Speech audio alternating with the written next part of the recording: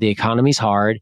I think a huge role of a leader is getting that energy, that mindset, that like, hey, what is our purpose? As you always talk about, like, how are we a crew and what are we running at together? If you combine the, hey, what's working now, optimized, looking out into the future to make sure I'm ready for the next thing with the, my team loves me and trusts me and our energy is always get better, always learn more, always help each other out, have each other's backs, be honest with each other, but still care about each other, enjoy each other. If you can get those two things coupled, I think you are unstoppable. Welcome to the Rising Leader Podcast, bringing forth the new wave of rising leadership and helping leaders find purpose, connection, and results. This is your host, founder of Alluviance, Alex Kremer. What is up, y'all? Welcome back to the Rising Leader Podcast. The show is bringing forth the new wave of rising leadership, helping people feel a greater sense of purpose, self-connection, connection with others, and oh, by the way, drive great frickin' results.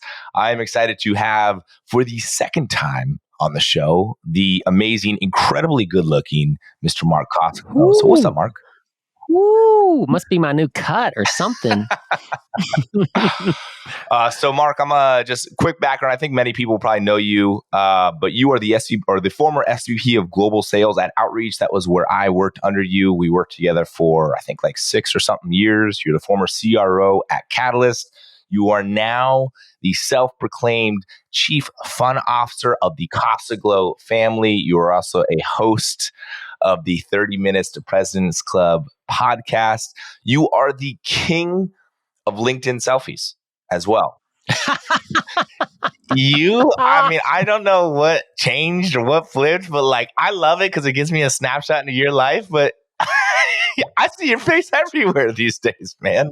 Dude, so I was so against selfies and I have received so much ridicule from the company of the Kosoglow family for my selfie usage on LinkedIn because my one daughter's on LinkedIn and so she puts in the family chat all the time, look at dad, he's ridiculous.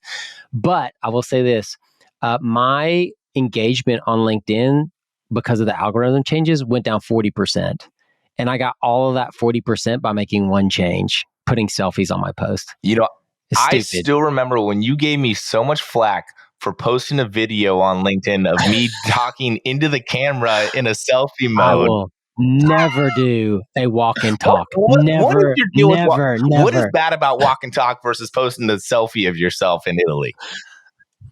Hey guys, it's just me. I'm just out in my neighborhood walking around, not really even paying attention. I'm going to look at the camera real quick. And, like I just got a couple of thoughts I got to get off my chest. Dude, it's just not me. That ain't me. We're going to keep this snippet here. And I guarantee there's going to be like, it's a year from now when you're going to just be posting selfie and walking photo over and over and over again. Listen, if your listeners want me to do a walk and talk and they promise to do something with it, I'll do one, but only one. I think many people beyond just my listeners want to hear a little walk and talk from you. I doubt it, but I'll save that one in the bag for when it goes down 40% again because they changed the algorithm. There you go. So I was thinking, Mark, I've learned a lot from you, and you were my sales leader for many years. You were my sales leader when I first then became a sales leader. You gave me my first shot at it, and I've just learned an absolute ton from you. Being at Outreach and really revolutionizing how organizations go to market, right? The SDR, the AE world, you really were a big proponent of evolving it and changing it. When we went to Catalyst, you completely evolved or revolutionized the customer success world. You came out with the customer-led growth kind of mission statement of that company. And it's fun to hear you talk about just what's happening within go-to-market. And I know you're working on something really special right now too, because you just get so excited about it, and it's infectious. It's like you can't help but feel you're passionate about it. And so I wanted, for this show, I want to just pick your brain on what the hell is happening in the go-to-market world. What's happening with these different types of roles? What's evolving? What are people looking for? And just really just gain some wisdom from you. Well, listen, let's kind of start with the macro, and I hope that my excitement and emotion with people isn't the reason why they subscribe to the ideas and stuff. I hope it's because it's based in plain language that is, stated in, super easy to understand way that resonates because it connects to like a personal experience or observation that someone else's has, and then it does what my favorite thing to have done to me is it makes something that's commonsensical like new and like, oh my god, I can't believe I never thought about that because it's so basic. I should have, right? That's like what I hope that's what the real reason why people listen to me and stuff, not because I get excited, though I can get excited. But here's the deal. If we start with the macro, this is the problem right now is every company, let's call it 10,000, have some kind of outreach, sales loft, mix, max, groove, whatever. All right. That's the first problem. The second problem is during COVID, everybody went to email because nobody could get a hold of anybody. And so many people were scared to call people's cell phones. And so all of a sudden, email was flooded. The email gods or whoever decided to increase the spam filtering, the blacklisting, all of this stuff to make it actually so that email for a long time was its sole purpose was let's make sure my email gets to Alex Kremer. Now it's exactly the opposite. It's like, let's make sure my email doesn't get to Alex Kremer because it's probably spam or something he's not interested in or whatever. This is creating a fundamental problem because an entire generation of sellers doesn't talk on the phone. My daughter, 21 years old, you know how hard it is for me to get her to talk on the phone? But she'll text me for like 2 hours straight. And they have this, I don't know, this complete role reversal. When I was in high school, I was on the phone for like 3 hours every night with my boys, my girlfriend. My daughter hasn't been on 3 hours on the phone for combined in her entire life. And so now the phone isn't really an option. They don't know how to do the phone. They don't know how to have a conversation like that because they're so rooted in text-based conversation. So they go to email. Email is now destroyed. What are you going to do? And I think we've created a situation where the main channel that business was created from is starting to become less and less productive. I just read a stat recently that in the last month, reply rates have dropped another 50%. 50%. And already we know that the average company was getting less than 2 or 3% response rates already. So now you're having to write 100 emails to get one response. And we know the response isn't like, yes, book me a meeting. It could be an objection, go away, whatever. So there's a million ways it could go. We're now looking at 0.1% of effectiveness in the email channel, which means you have to email 1,000 people. Well, guess what happens when you email 1,000 people? You get marked as spam. And so we're in a like catch-22 of I can't get to people, so I need to try more people, which makes it harder for me to get to people. And I don't want to. And I want to stay away from the one channel called the phone because I don't really use it. I don't really know it. And now everybody's kind of effed. And that's one of the current things that I see going on in the current GTM cycle. And the second thing is just listen. I enjoyed my time at Catalyst. But what was most frustrating to me was a chief revenue officer's inexperience and honestly unwillingness to learn what the heck CS is and how to use it to either generate revenue or decide like I'm actually going to use this for value creation and I'm going to stop this craziness of somebody calls up with a ticket and my CSM spends 20 hours that week helping them resolve a ticket, or hey, we have 18 meetings a month about what at-risk accounts are, and all we're doing is buzzing around at-risk accounts, and the other 90% of our customer portfolio is being ignored because of the loud child that is the bad kid that's in the principal's office because they're about to churn or whatever. And so those two things to me seem so broken. I will tell you this, the last probably dozen companies I've done consulting or advising for, their sales process ain't too bad.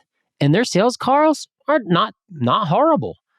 What's horrible though is the top of funnel production, so that the AEs just are not getting enough pipeline. And so they're putting extra pressure on the deals that they have, which doesn't help you win. And then the other thing is there's now revenue pressure on the company because they're churning and contracting so much, which puts even more pressure. So you see, like, we're just like doing this building negative feedback loop thing right now in GTM. And that's what's killing the average rep and killing many companies right now. What I'm actually seeing from a lot of people, and it speaks to what you just said, there's this buildup happening. People are feeling more stress. I love that, hey, there's less pipeline, so there's more focus on the deals and there's more churn that's happening. And leaders are feeling anxious. That's causing the reps to feel anxious. Therefore, the reps are showing up to their prospects feeling anxious. And this thing is just kind of starting to fester and starting to get to the point of, this thing is going to collapse soon. There's going to be just this crisis that's going to drop everything, and a whole new world is about to enter in. And I want to kind of dive like a little bit deeper into that, because you speak to a really interesting problem. And I think there's not many people who have the ability to solve the problem similar to you.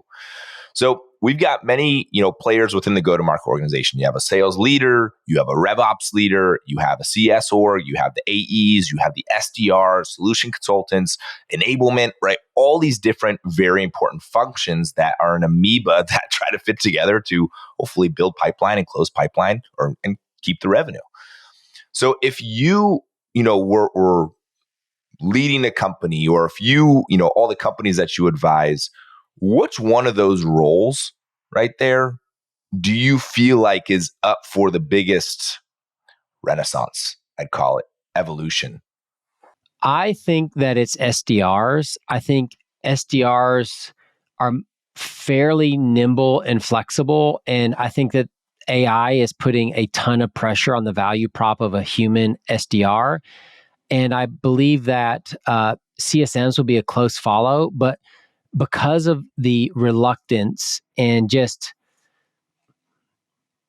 ignorance is a strong word, but like revenue leaders just don't know what to do with CS. And so I think that one would probably have the biggest impact, but I think it's a much tougher row to hoe than the SDR one. I think the SDR one's easy. And I can talk to you about some SDR structures that I've been toying around with. Yeah. What do you do with an SDR org? I remember when I was leading the SDR org at Catalyst, and we kept on looking at our reply rates going down, our meetings booked is going down, our pipeline is going down. We kept on trying to figure it out by 2xing the number of cold calls that people were making. And sometimes it was working, sometimes it was definitely not. Like, how do you actually solve that SDR part?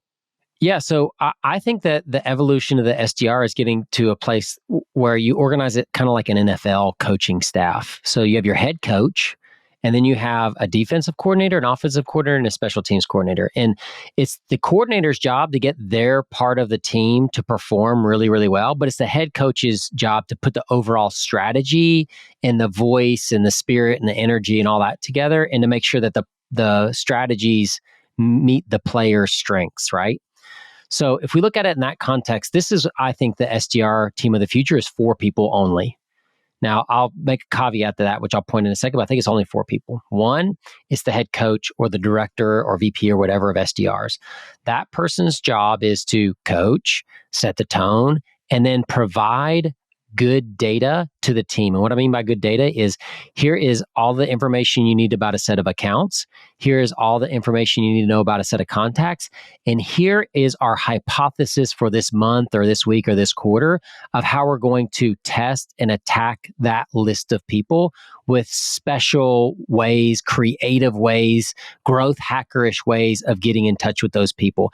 That is the strategy. That is the overall team concept. That is the director of SDRs. If they can't provide the data and the coaching and the strategy, then they don't get the job, right?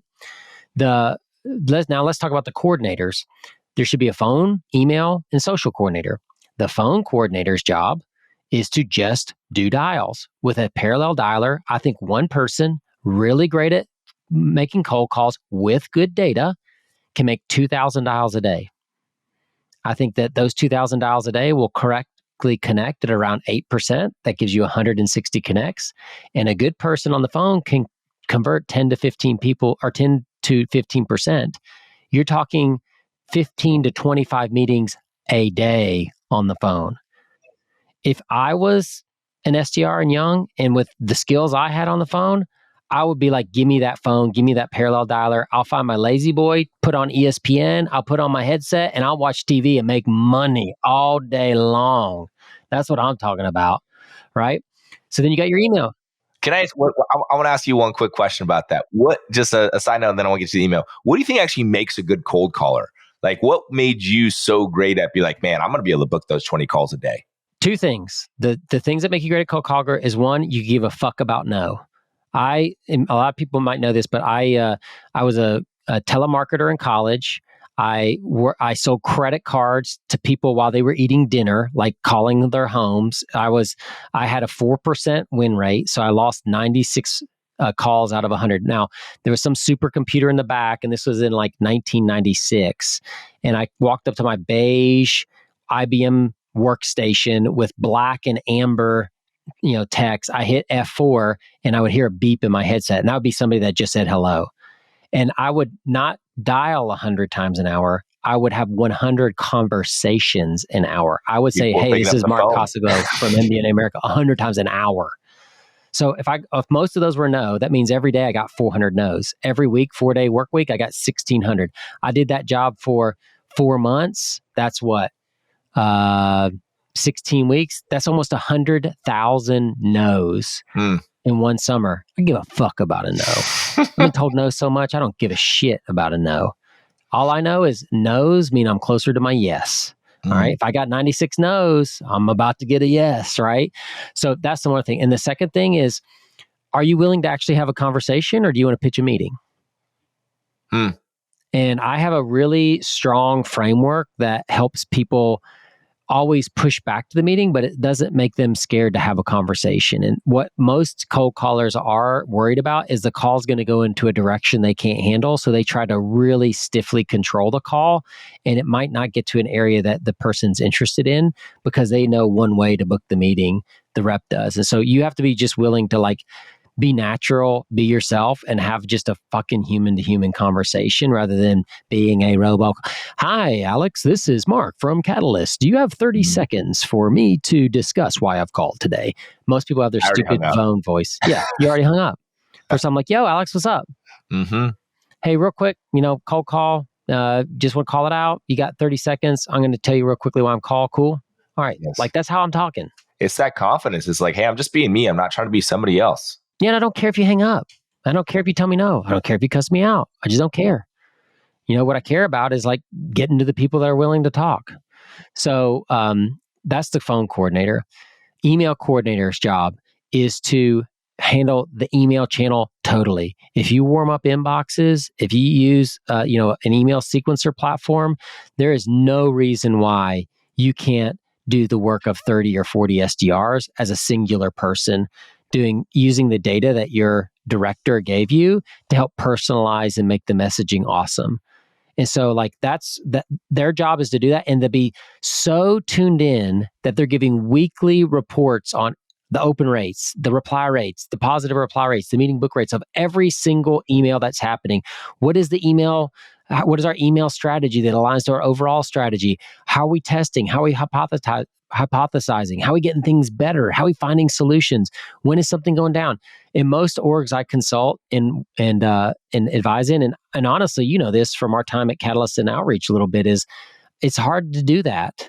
But if the companies that do it have a distinct advantage, the reason I think it's hard to do that is because there's no person in charge of it. But when I'm the email coordinator, just like when I'm the offensive coordinator, my yards per pass play, I'm responsible for that.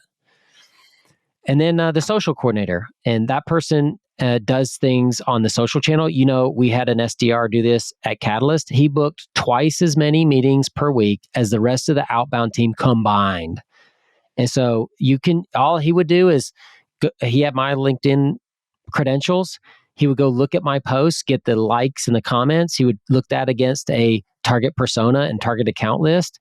And then he'd reach out to the people that were appropriate in DMs, acting like me, and book a meeting with the AEs. It was just so simple. We started doing that more. And he actually started doing posts for our CEO because he was a great writer and had good thoughts. Of course, it all got approved, but he would do the posts and then take all of that and convert it over. So to me, this is this is like that next level of specialization. We don't need one SDR to to source accounts, to figure out how to enrich them, to do the research, to do the cold calls, to do the emails, to write the sequences, to do the social stuff. I think it's just, I think, it's kind of weird to say this, but I think it's just a lot. You need to learn how to do it all. But like, I think that it doesn't work for a business. I think for a business, you just need one person and you got one person's head on the chopping block for email conversion. That's the only thing that they think about. And I think with today's tooling, you could do that with 4 people and have the results of a 50-person team, no problem. First off, Mark is the king of analogies. If anybody has yet to figure that out, it's incredible. So here's my question for you, because if we go the SDRL, I love that new way of just the specialization there. But let's continue now, go further along in the sales process, right? You have the account manager, account executive, could potentially be combined in with the CSM role. I remember when I was at Microsoft, I had a very tenured AE say, "Hey, stop being just an account executive and go into a specialist type of position where you're actually knowing the technology, so you're not needing a solutions consultant or engineer to actually support you within that." So the whole client facing realm, are you seeing how reps are engaging with clients or prospects different, how they actually move a customer through a deal cycle? Like, what's happening within that part of a GTM org? With the AE side, honestly, I've seen the least amount of disruption and problems there. What I'm mostly seeing is people doing unnatural things that they wouldn't normally do because they have an unnatural amount of pressure because of the lack of pipeline and the proliferation of churn and contraction. Like I said, I'm working with a company right now that works in the e-com industry, and they sell a video product. And I look through all of their numbers. Their AE org just needs one thing, more pipe. They convert. They have amazing win rate, amazing, trial, discovery to trial, trial to close, amazing ACV. Everything. Their sales cycle is super fast. They just are lacking pipeline. And what happens is if that CEO hadn't have been intelligent enough to have somebody come in like me, do you know what he would have done? He would have put pressure on that AE org to perform even better when they're already so far above industry benchmarks. That is a world-class AE team. Feed them. And instead, what he probably would have done is been like, well, the pipeline is what it is. It's hard to create pipeline. AEs, we need you to perform better. That would have caused them to go down. I'm 100% certain on it. There's no more juice in the squeeze there. Mm-hmm. AEs are going to get burnt out, and then it's all just cataclysmic downfall from there. Every deal has to be won. That's like going to being a baseball player and thinking every time I step out the plate, I got to get a hit. You know what you're going to do if you do that? You're going to strike out every time. It's too much pressure. It doesn't make any sense. And if you look at that in like that buyer's journey pyramid, 3% of your market is in a decision mode. 7% is in an evaluation. 7% is considering should they do evaluation or not. So let's call it 10 to 15% are like, I know I have a problem, but I'm not ready to do anything about it. And everybody else, like 75% of people, aren't even aware that they have a problem. And so most of our pipeline, unfortunately, is in that unaware and aware stage. And maybe inbound is in that consideration or evaluation stage, and that's about it. But that's a small part of the pipeline. So that means that we're now going to try to take somebody that's just unaware of their problem and wanting to talk about it to try to getting them into making a decision when they may not be ready. And then that's when you start to do unnatural stuff. They feel that normal, oh, this is just a sales guy trying to get me to do shit, because that's exactly what's happening. And then they bug out on you versus, yo, Alex, man, does it sound like you're quite ready for a decision? When do you want to meet again and talk through this? Like, what information can I give you to help you on your journey? Like, how can I be that guide that helps you? We always used to talk about this. AE's job is to help somebody make a confident decision, not to win a deal. If you make somebody make a confident decision, one of 3 things happens. They either don't pick you, but it works out, in which case, high five. Great for them. They made the right decision.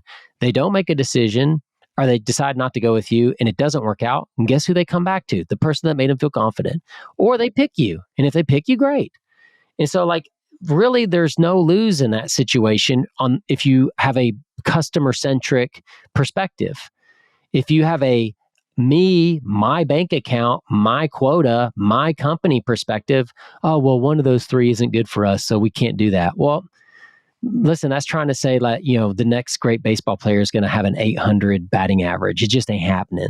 All right. So we talked about AEs there. And I do think that the pipeline is definitely the major issue right there. And I love the idea of just make them realize if they're doing great, that they are doing great.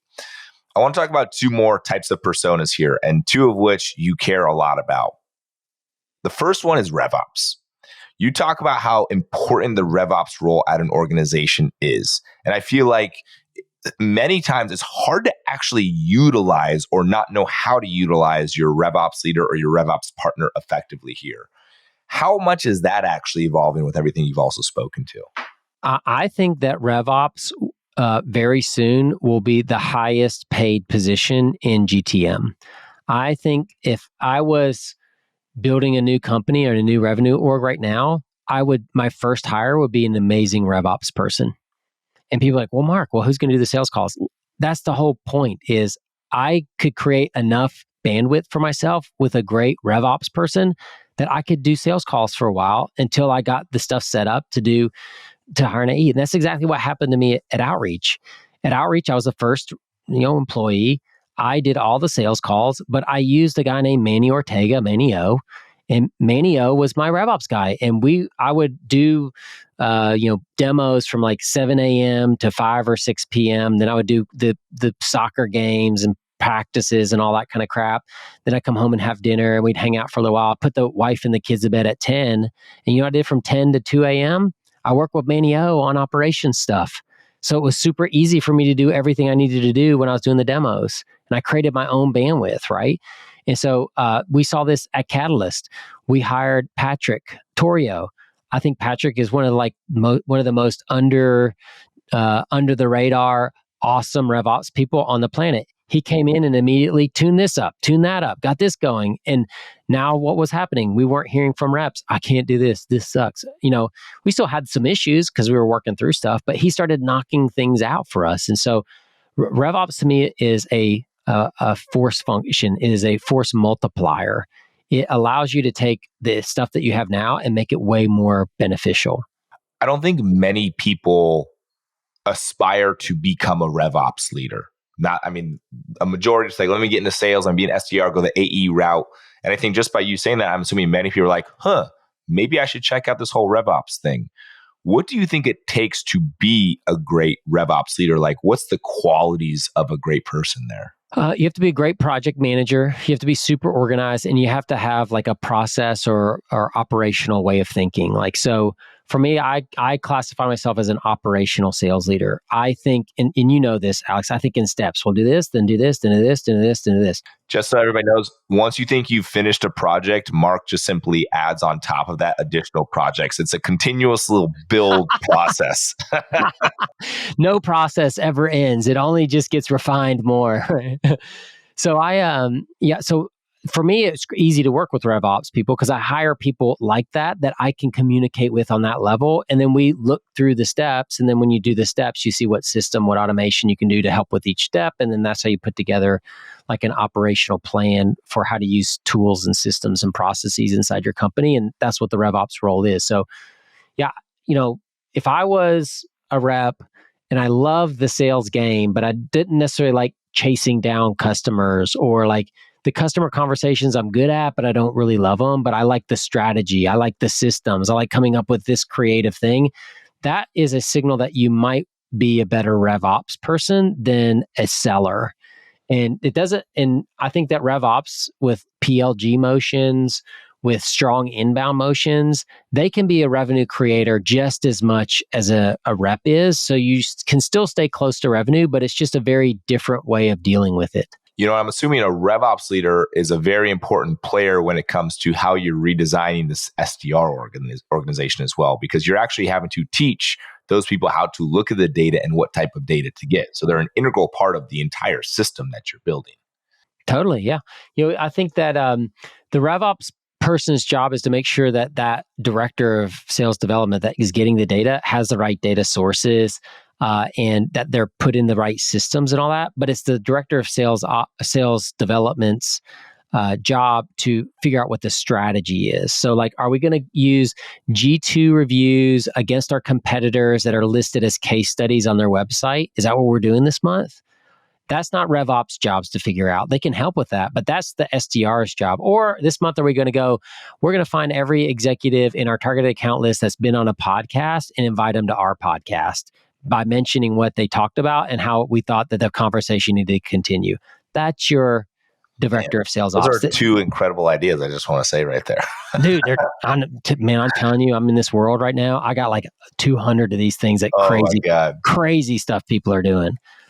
But once you hear it, you're like, oh yeah, that's common sense. Why wouldn't I do that? Mm-hmm. All right. So we've got the SDR work laid out. We've got the AE, AM, CS world for the most part laid out. Now you've got a valuable RevOps leader here.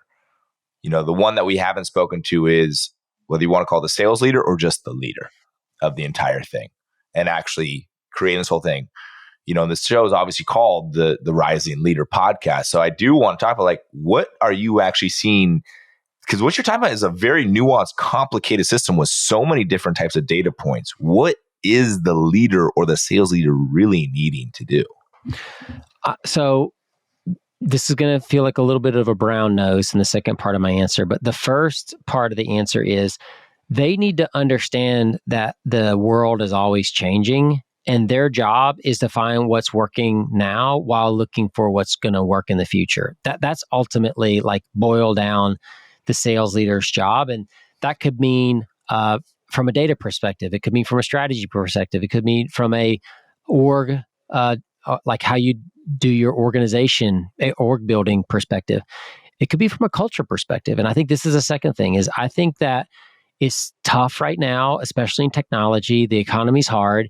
I think a huge role of a leader is getting that energy, that mindset, that hey, what is our purpose? As you always talk about, how are we a crew and what are we running at together? If you combine the, hey, what's working now, optimized, looking out into the future to make sure I'm ready for the next thing with the, my team loves me and trusts me and our energy is always get better, always learn more, always help each other out, have each other's backs, be honest with each other, but still care about each other, enjoy each other. If you can get that coupled, those two things coupled, I think you are unstoppable. Man, that was a great answer. That's probably my favorite answer that you've given up to this point. Alluvians.co is having an immersion in 2 weeks. Don't even need a commercial for this podcast. I think there's two qualities of the leader that actually support them doing that, or two key things that they're trying to get. People want meaning they actually, what they do freaking matters. Because if I'm doing all this stuff of figuring out the email response rate and all that sort of stuff, I have to know that what I'm actually doing and studying actually is making a difference in this world, right? It's working towards something there. So if you have meaning, and then second, you have community, right? Your crew, just like you spoke to, oh man, we're in this together. Oh, what you're doing and what you're doing and what I'm doing, they're all different parts, but we're all working towards this larger thing together. It's such a key part that I love that is just the new role of the leader, and everybody else has their specialty within that. Yeah, I think the old leader's job was to crack the whip. The old leader's job was to say, follow my process and don't deviate, and that'll be successful.